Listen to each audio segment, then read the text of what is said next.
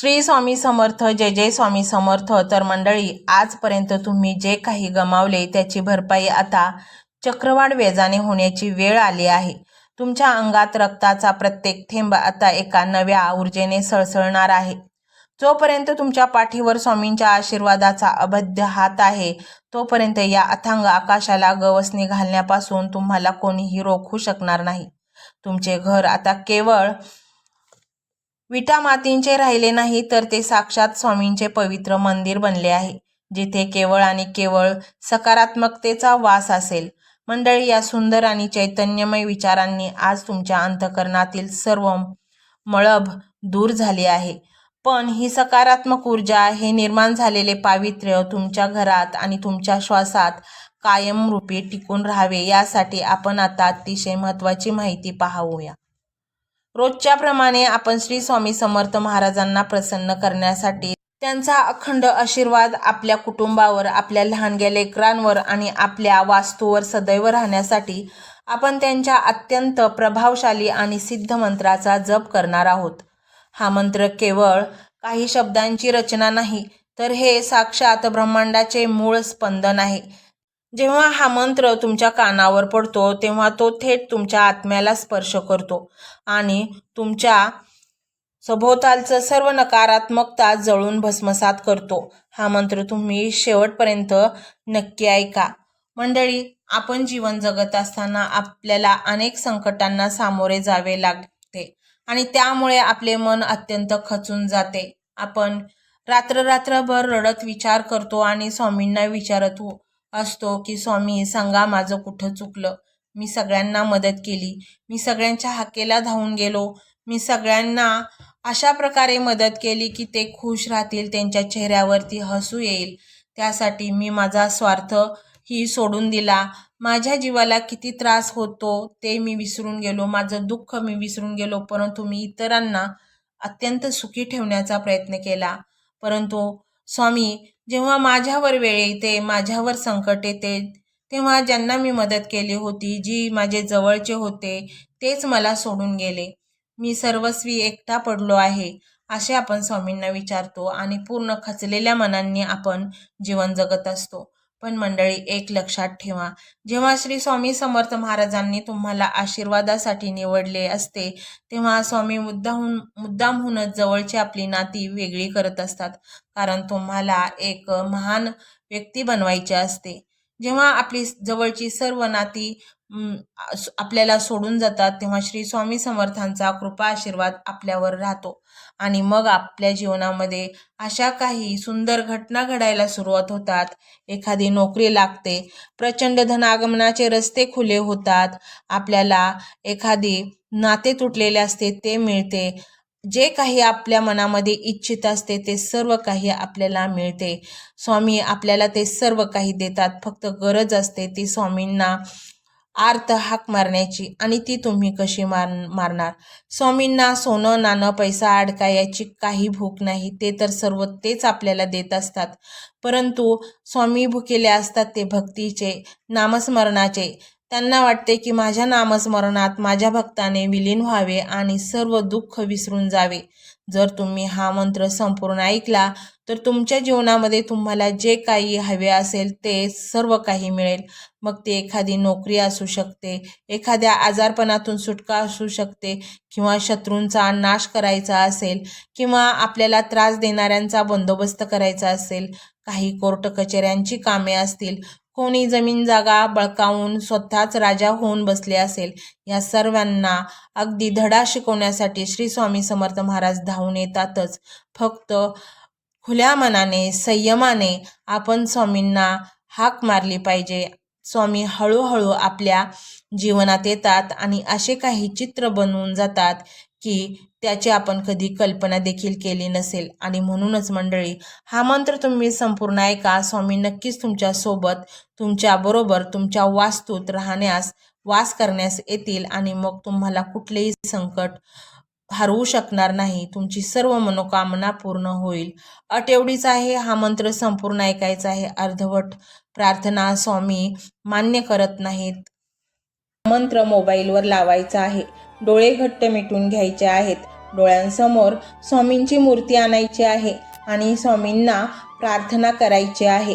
हे स्वामी महाराजा, माझे हे संकट दूर कर, माझी ही इच्छा पूर्ण कर, माझे कुटुंब सुखासमाधानाने राहू देत. मंडळी, स्वामी हे भक्तवत्सल आहेत. ते भक्तांवर खूप प्रेम करतात. त्यांनी आपल्या भक्तांना बाळ मानलेले आहे आणि आई बाळाची इच्छा तर पूर्ण करणारच. त्यामुळे स्वामी तुम्हाला नक्कीच मदत करतील. मंडळी, एवढं सगळं करायला अर्धा मिनिट खूप झाला आणि एवढा वेळ तर तुमच्याकडे असेलच. बाकीचा सर्व व्हिडिओ तुम्ही मोबाईलवर सोडून द्या. तो त्याची पॉझिटिव्हिटी पसरवत राहील. तुम्ही दैनंदिनी कामं करता करता त्या मंत्राचे श्रवण करा आणि मनातल्या मनात जप देखील करा. फायदा नक्कीच होईल. ही डिजिटल सेवा आहे. आज या व्हिडिओच्या माध्यमातून स्वामींचे विचार तुमच्यापर्यंत पोहोचले आहेत. जर तुम्हाला मनापासून वाटत असेल की या विचारांनी तुमच्या मनाला उभारी दिली आहे, तुम्हाला जगण्याचे बळ दिले आहे, तर तुम्ही सुद्धा या ज्ञान यज्ञात आपली समिधा अर्पण करू शकता. पूर्वी लोक मंदिरात जाऊन दानपेटीमध्ये गुप्तदान करत असत, कारण गुप्तदानाचे फळ अनंत असते. आजच्या युगात व्हिडिओच्या खाली जे सुपर थँक्सचे बटन आहे ते एका डिजिटल दानपेटी सारखेच आहे.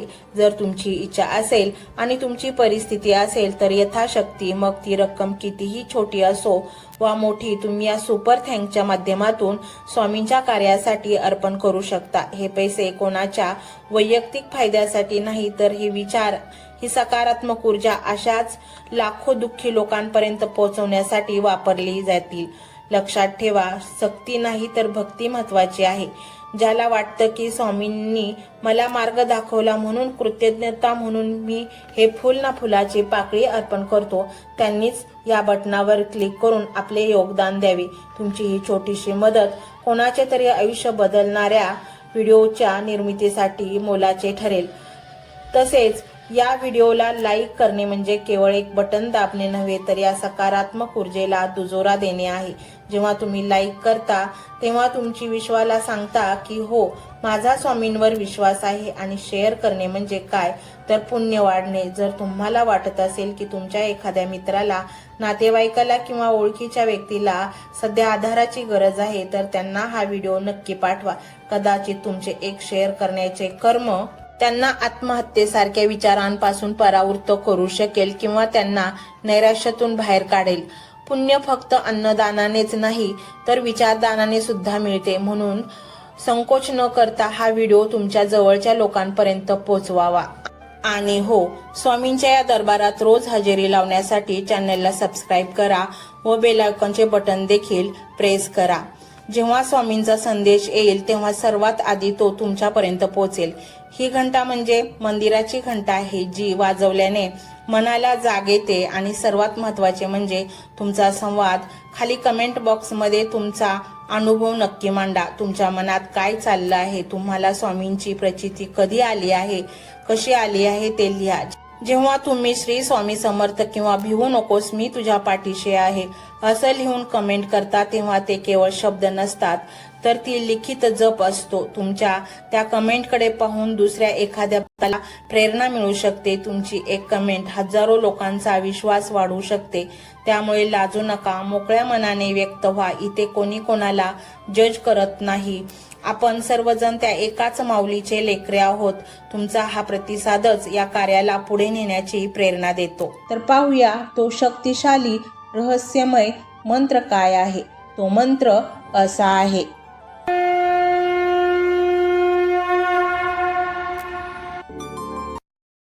ओम श्री स्वामी अवधूताय धनाधिपतेय नमः. ओम श्री स्वामी अवधूताय धनाधिपतेय नमः. ओम श्री स्वामी अवधूताय धनाधिपतेय नमः. ओम श्री स्वामी अवधूताय धनाधिपतेय नमः. ओम श्री स्वामी अवधूताय धनाधिपतेय नमः. ओम श्री स्वामी अवधूताय धनाधिपतेय नमः. ओम श्री स्वामी अवधूताय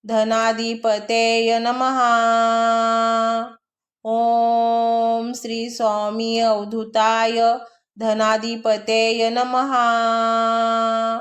ओम श्री स्वामी अवधूताय धनाधिपतये नमः। ओम श्री स्वामी अवधूताय धनाधिपतये नमः। ओम श्री स्वामी अवधूताय धनाधिपतये नमः।